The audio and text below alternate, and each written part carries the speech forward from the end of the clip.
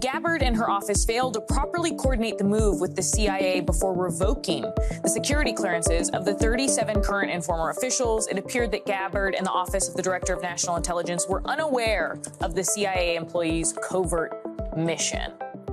It's Ken Harbaugh with the Midas Touch Network. I don't know whether to be more outraged at Tulsi Gabbard's politicization of the CIA or her utter incompetence.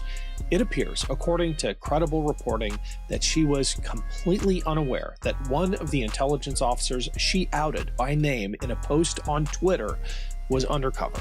Apparently, there just wasn't the kind of coordination required beforehand to prevent this catastrophic leak. Here's the thing. The primary job of the Director of National Intelligence is coordination across and within the agencies that make up our intelligence community. The incompetence of this administration is staggering. I wanted to talk to someone who knows the CIA from the inside.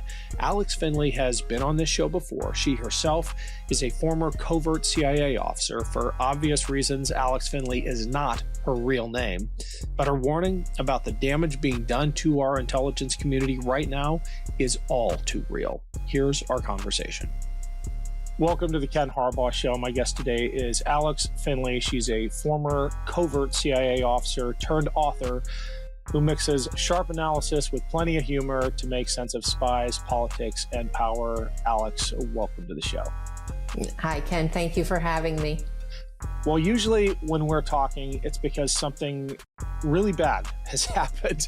So as much as I look forward to our conversations, there's that undercurrent. And this week, it's the Director of National Intelligence, Tulsi Gabbard, who we all warned everyone about, right? She outed a covert CIA officer by name on Twitter, along with 36 others who I don't believe were covert, but whose security clearances she pulled for purely political reasons. What do you make of this? Yeah, unfortunately, we have to say this. I would think it would go without saying. That's bad. You don't want your top intelligence officer outing an undercover officer on social media. There's a number of dynamics, I think, at work here that are worth looking at. One, of course, is just the internal process. According to the Wall Street Journal, Gabbard didn't know that this person was undercover. That means that there was zero coordination inside the intelligence community about putting these names out there at all.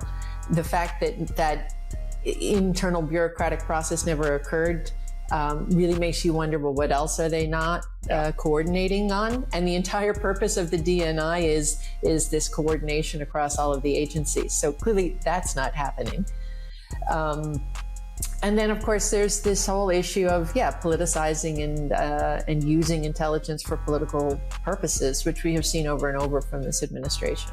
Can you give us some highlights in that awful trend? Because we're actually seeing the truth tellers paying the highest price. And I can't think of anywhere more dangerous than the intelligence community, the IC, for that to happen. Some of the people being punished are those who told the truth about the Iran bombings. Others are the ones who were involved in the Russia investigation and dared to tell the truth about that. And in some ways, I feel like up until this point, we have gotten really, really lucky as a country that the purging of the most experienced, most senior intelligence professionals because they have told the truth hasn't led to a catastrophe. That's got to be on your mind. Yet. Yeah, it hasn't led to a catastrophe yet.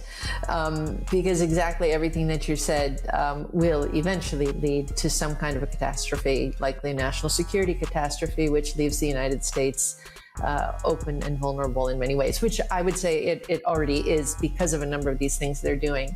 So some specific examples of using intelligence in the wrong ways. We can even go back to the first Trump administration. John Ratcliffe, who's now director of CIA, he was acting DNI at that point, at one point during the Trump administration, the first one. And for example, he released a number of emails, which he said painted this picture that Hillary Clinton had created the entire Russia hoax. That's not the case. That those were emails that Russian intelligence had doctored and manipulated and played with in order to make the narrative that Hillary Clinton had done that. It was not true, but Ratcliffe presented it as if it were a CIA assessment. So that's bad. And again, now we are seeing this exactly what you were saying. The arbiters of truth are the ones who are being, who are having their security clearances taken. I've been calling it the inversion of truth, which this administration is very good at. People who we under normal circumstances would consider patriots and good people and arbiters of truth have become criminals and bad actors who are working against the country, whereas people, for example, the January 6th criminals who ended up, prosecuted by their peers, went through our normal constitutional process and were thrown in jail, have now all been pardoned and they are heroes. So the criminals have become heroes and patriots, whereas the patriots have now become the criminals. And I think it's also really important to understand it isn't isolated. None of these are isolated incidents. Gabbard putting these 37 names up is not an isolated incident. Listing 51 former intelligence officers and stripping them of their security clearances for having called out Russian disinformation before. None of these things are happening in a vacuum. The bigger point that I think that people really need to understand is in this global war between authoritarianism and democracy in which we are now enmeshed, the information space is a central battlefield. And in that, words and narratives are weapons.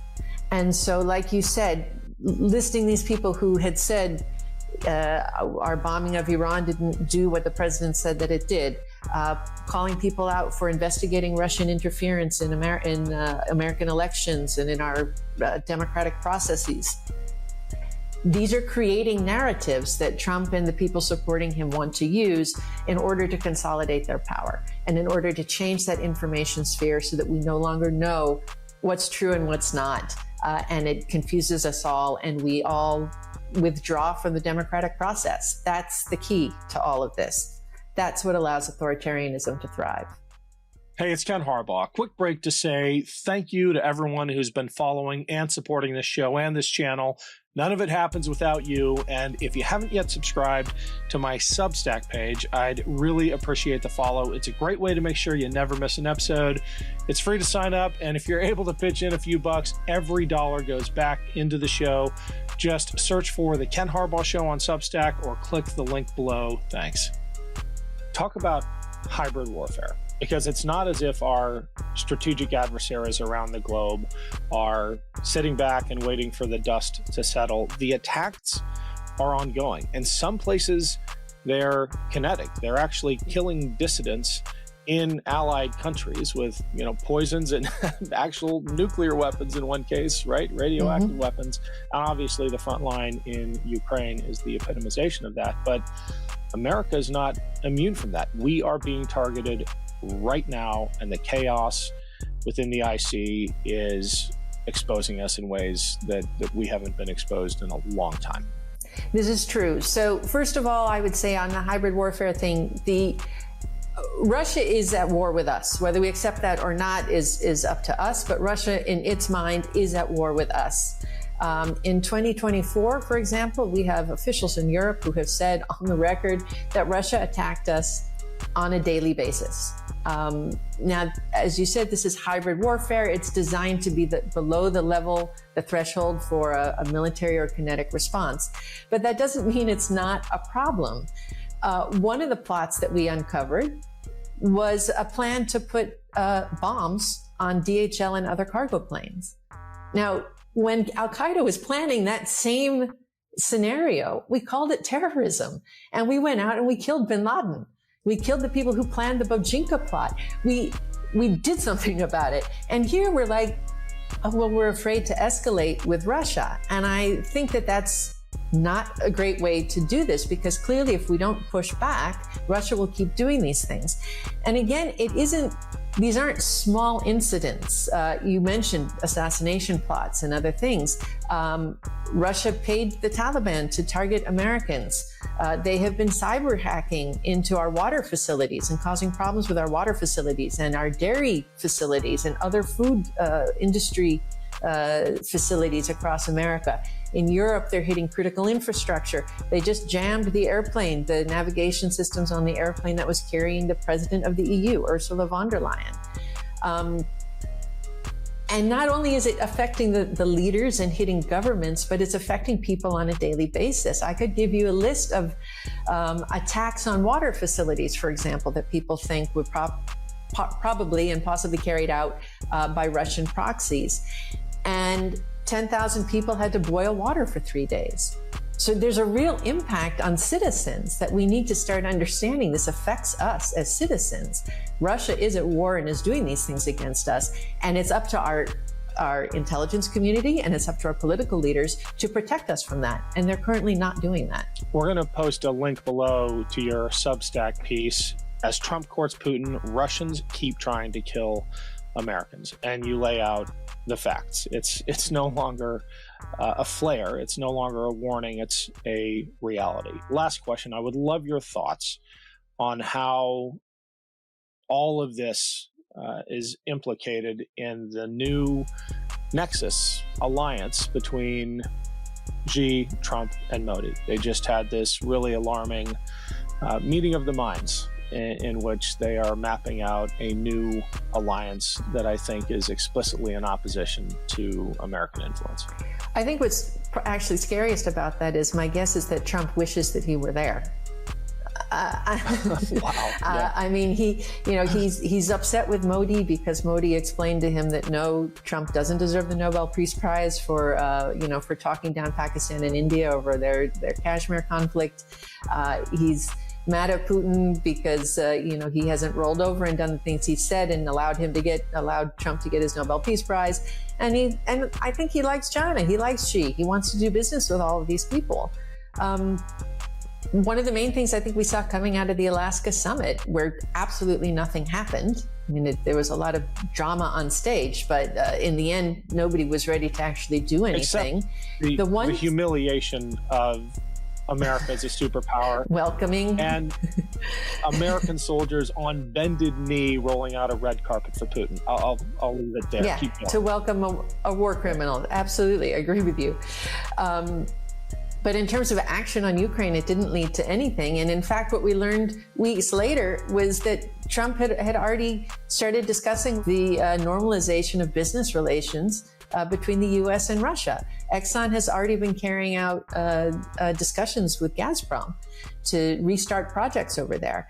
Trump, I think, really wants to get that business projects and those relationships back on board. And I think that's what's most important to him. And so when he sees these guys meeting without him, like I said, my guess is he kind of wishes that he were there too, because these are the people he wants to be doing business with. You are observing all of this from afar. I'm not going to say where you are, but do you have a perspective as a former undercover CIA officer now overseas watching America from the outside in? It's very sad. Honestly, it's very sad. Not just for me, a number of people I know who spent careers and their entire professional lives serving the United States and serving for something that we believed in, and seeing that it doesn't exist anymore, and that a lot of people aren't ready to fight for it. Also, is a bit deflating to see. So those of us who are still ready to fight, we get up every day and we do what you and I are doing and hope that people will join us and we can overcome this. That's right. Gear up. Thanks, Alex. Great having you. Let's talk again soon. Thanks so much, Ken. Appreciate it. Love this video? Support independent media and unlock exclusive content, ad-free videos, and custom emojis by becoming a paid member of our YouTube channel today. You can also gift memberships to others. Let's keep growing together.